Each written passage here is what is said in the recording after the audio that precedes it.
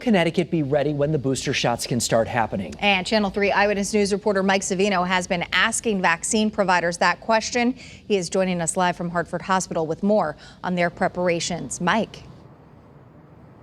Well, Mark and Aaron, everyone that I've been talking to over the last couple of days says, yes, Connecticut will be ready. We have enough supply. They also say that the demand likely won't be as high as it was when the vaccine first came on, that is for the booster shot now, which they say is good because the priority has to be on getting people their first doses. We've got the vaccines, we got the distribution ready to go. Connecticut officials say we're ready should the federal government approve vaccine booster shots for most Americans. We have plenty of the Pfizer and Moderna vaccines, and we've built up enough clinics to meet demand. This is an and.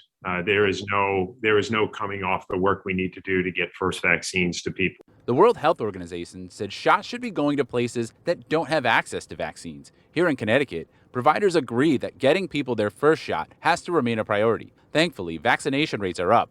There's also been an increased demand for testing. Experts say the Delta variant is the reason for both. We went through a period of, is this COVID-19 gone, right? Is the pandemic over? Even with vaccinations and testings increasing, public health officials are confident we can handle booster shots. One reason, booster shots are only recommended 8 months after your last shot. We've also been getting better at distributing the vaccine. Still, we could see large-scale vaccine clinics come back if they're needed. I got to see how broad it is, how many people we're talking about. A booster shot is already recommended for people with compromised immune systems, but experts say it's not clear how many more people need the third shot.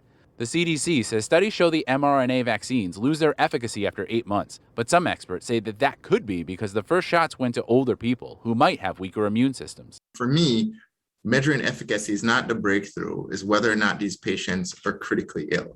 Doctors say it's not a bad idea to try to stay in front of COVID when possible. We don't want to get into a situation to where we're now playing catch up again when we have vaccine and we can administer it.